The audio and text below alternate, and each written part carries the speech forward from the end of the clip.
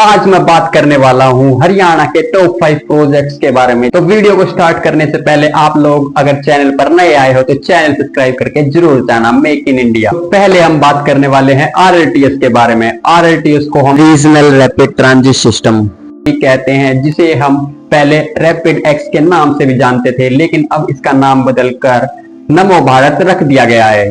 आरएलटीएस के 2 कॉरिडोर हरियाणा के अंदर जाएंगे, जिसमें से पहला रूट होने वाला है दिल्ली सोनीपत पानीपत करनाल, जो 125 किलोमीटर सड़क मार्ग से यात्रा तय करता है। दिल्ली पानीपत करनाल आरएलटीएस को पहले दिल्ली से पानीपत के बीच में चलाया जाना था, लेकिन हमारे मनोहर लाल खट्टर, जो पहले एक्स सीएम रह चुके हैं हरियाणा के, उन्होंने इसको हरियाणा के करनाल तक ले जाने की बात कही और इसकी डीपीआर करनाल तक बनवाने को कहा। और अब इसकी डीपीआर भी बन चुकी है और साथ ही साथ इसको जल्द से जल्द इसको अब पीएमओ यानी हमारे नरेंद्र मोदी यानी सेंट्रल गवर्नमेंट को भेज दिया जाएगा, जिसके अप्रूवल के बाद इस पर कंस्ट्रक्शन का काम चालू कर दिया जाएगा। इस कॉरिडोर के बन जाने से 135 किलोमीटर का जो मार्ग होने वाला है वो बहुत ज्यादा सरल हो जाएगा, क्योंकि 60 मिनट के अंदर इसका दावा किया जा रहा है कि ये 60 मिनट के अंदर आरएलटीएस करनाल से लेके दिल्ली तक पहुंचा देगी यात्रियों को। दिल्ली से बहुत लोग मुरथल में जाते हैं, जैसे सुखदेव ढाबे पर खाना खाने के लिए, तो उन लोगों के लिए भी ये रास्ता बहुत ज्यादा सरल हो जाएगा। वो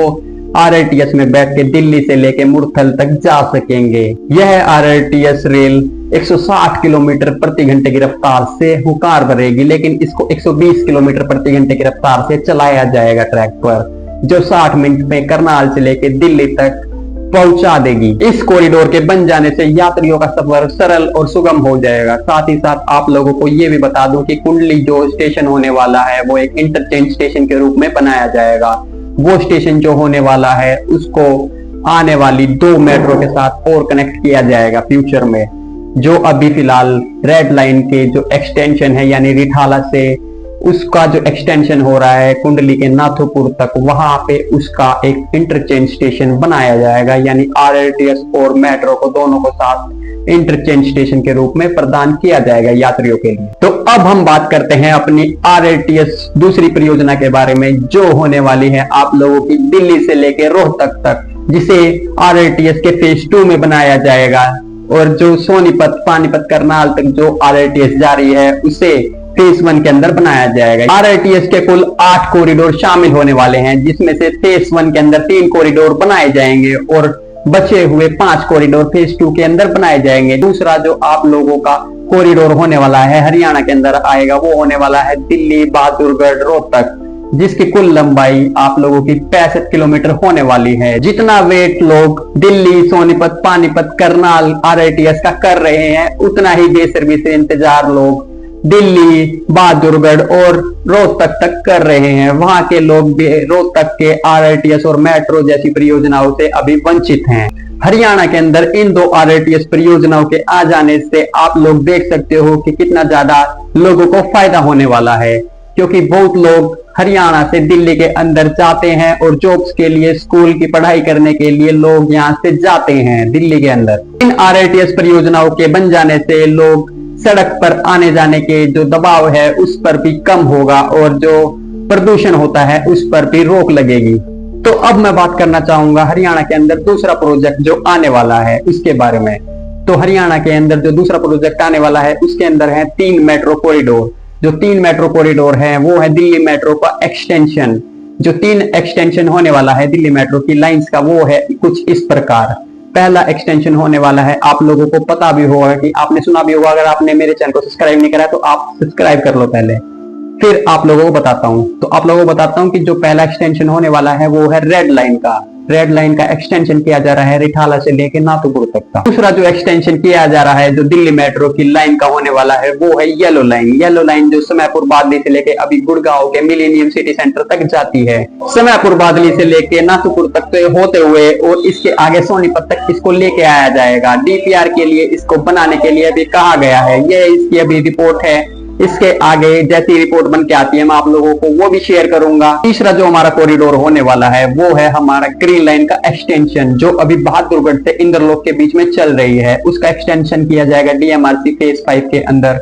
जिसको बहादुरगढ़ से असोदा तक चलाया जाएगा। बहादुरगढ़ से आगे बहुत लोग काफी समय से इंतजार कर रहे थे ग्रीन लाइन एक्सटेंशन करने का, लेकिन इसका एक्सटेंशन बहुत काफी समय से अभी नहीं किया गया है। लेकिन अब उन लोगों के लिए यह खुशखबरी निकल कर आ रही है कि ग्रीन लाइन का भी एक्सटेंशन किया जाएगा डीएमआरसी के फेज 5 के अंदर, जिसकी डीपीआर भी बनकर अब रेडी हो चुकी है और उसको जल्द ही कंस्ट्रक्शन का काम भी वहां पे चालू कर दिया जाएगा। डीएमआरसी ने अपने फेज 5 के रूट में जो 18 कॉरिडोर शामिल है उसके अंदर इसके बारे में बताया है, जिसमें बहादुरगढ़ से लेके असोदा तक 8 किलोमीटर का जो सेक्शन होने वाला है उसमें 6 एलिवेटेड स्टेशन बनाए जाएंगे, यानी 6 टोटल स्टेशन होने वाले हैं। उसमें से 6 के 6 स्टेशन एलिवेटेड बनाए जाएंगे।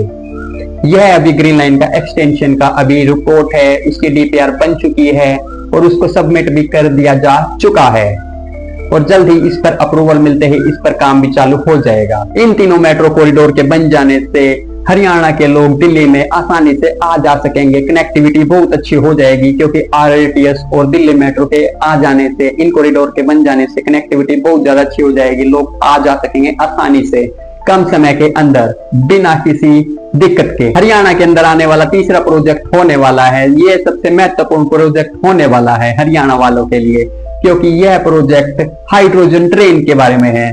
यह प्रोजेक्ट क्यों है खास? क्योंकि इंडिया की सबसे पहली जो हाइड्रोजन ट्रेन बनाई जा रही है वो उसको चलाया जाएगा, जिसे 89 किलोमीटर के रूट पर चलाया जाएगा। जींद और सोनीपत के आने जाने वाले लोगों के लिए यह एक ट्रेन हाइड्रोजन ट्रेन के रूप में चलेगी, जिसे पानी के रूप में चलाया जाएगा। और साथ ही साथ आप लोगों को बता दूं कि 110 किलोमीटर प्रति घंटे की रफ्तार से चलेगी। यह हाइड्रोजन ट्रेन भारत की सबसे पहली हाइड्रोजन ट्रेन होने वाली है, जिसे स्वदेशी तकनीक के द्वारा निर्मित किया गया है। यह हाइड्रोजन ट्रेन 1200 हॉर्स पावर की क्षमता वाली ट्रेन है, जिसे दुनिया की सबसे शक्तिशाली ट्रेन में से एक माना जाता है। हरियाणा का जो चौथा कॉरिडोर होने वाला है वो है हरियाणा की ऑर्बिटल रेल, जिसे 121.7 किलोमीटर लंबा बनाया जा रहा है, जो पलवल से लेकर सोनीपत तक के बीच में चलेगा। यह हरियाणा का ऑर्बिटल रेल सोहना, मानेसर और साथ ही साथ खरखोदा के औद्योगिक क्षेत्रों को आपस में कनेक्टिविटी के साथ जोड़ देगा। हरियाणा ऑर्बिटल रेल के बन जाने से दिल्ली के बाहरी औद्योगिक क्षेत्रों को काफी बढ़ावा मिलेगा। इस कॉरिडोर को बनाने का मुख्य उद्देश्य यही रखा गया है कि साथ ही साथ माल ढुलाई के साथ साथ यात्रियों को ले जाया भी जा सके। हरियाणा का जो अंतिम प्रोजेक्ट होने वाला है टॉप 5 का, वो होने वाला है UER2 यानी अर्बन एक्सटेंशन रोड 2, जिसे हम शॉर्ट फॉर्म में UER2 भी कह देते हैं। यह दिल्ली के आउटर रिंग रोड पर भीड़ भाड़ को कम करने के लिए बनाया जा रहा है। यह दिल्ली के एक्सप्रेसवे अलीपुर से शुरू होकर मुंडका, बकरवाला, नजफगढ़, द्वारका से होते हुए महिपालपुर के पास दिल्ली गुरुग्राम एक्सप्रेसवे को खत्म करेगा। इस परियोजना में एक 4 लेन का बवाना सोनीपत सफर भी शामिल है, जो बवाना को सोनीपत से जोड़ेगा। इसकी कुल लंबाई 75.7 किलोमीटर होने वाली है। यह एक एक्सेस नियंत्रित एक्सप्रेसवे है, जिसका मतलब है कि वाहनों का प्रवेश और निकास नियंत्रित होगा। अलीपुर दिल्ली से होकर महिपालपुर तक बवाना सोनीपत सफर भी होने वाला है।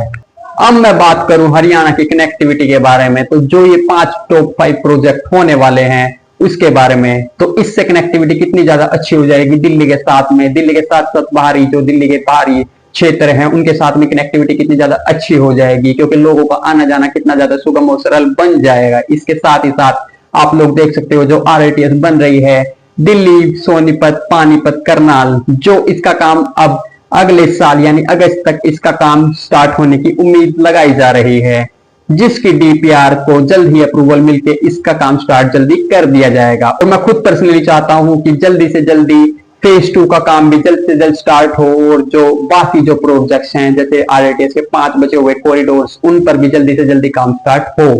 और साथ ही साथ जो दिल्ली की मेट्रो यानी दिल्ली मेट्रो आ रही है हरियाणा के अंदर, जैसे 3 लाइन्स आ रही हैं दिल्ली मेट्रो की। जैसे कि मैंने आप लोगों को बताया कि दिल्ली की जो रेड लाइन है वो आप लोगों की हरियाणा के कुंडली नाथुपुर तक आ रही है, जिसका 26.72 किलोमीटर का एक्सटेंशन किया जा रहा है। हरियाणा के अंदर 2 स्टेशन बनाए जाएंगे और फ्यूचर में आप लोग सोच सकते हो कि दिल्ली मेट्रो की जो कनेक्टिविटी है हरियाणा तक आ रही है, तो आगे भी इसका एक्सटेंशन होने की उम्मीद है। और साथ ही साथ इसको सेक्टर 7 तक भी लेके जाने की कोशिश हरियाणा सरकार कर रही है। अब आप लोग को ये भी बता देता हूँ कि जो येलो लाइन है उसकी भी डीपीआर बनाने के लिए कहा गया है, और साथ ही साथ जो ग्रीन लाइन है, ग्रीन लाइन उसकी डीपीआर बन चुकी है और उसकी सबमिट भी कर जा चुकी है। उसको जल्द ही अप्रूवल मिलकर उसका काम जल्द से जल्द स्टार्ट कर दिया जाएगा। और जो बचे हुए हाइड्रोजन ट्रेन है, हाइड्रोजन ट्रेन को भी इसी साल यानी 2025 के अंदर चलाया जाना है।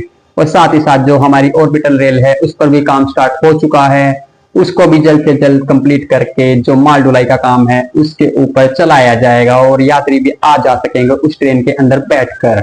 और जो हमारा UER2 है वो बवाना और जो बाकी जो क्षेत्र हैं दिल्ली के, उसमें सोनीपत से लेके दिल्ली के जो क्षेत्र हैं उसमें आना जाना बहुत ज्यादा सरल हो जाएगा सड़क के मार्ग से। तो आप लोगों को यह वीडियो कैसी लगी मेरे को सब्सक्राइब, लाइक, कमेंट करके जरूर बताएं और बने रहे मेरे चैनल के साथ में अन्य अपडेट के लिए, मेक इन इंडिया के साथ में। जय हिंद।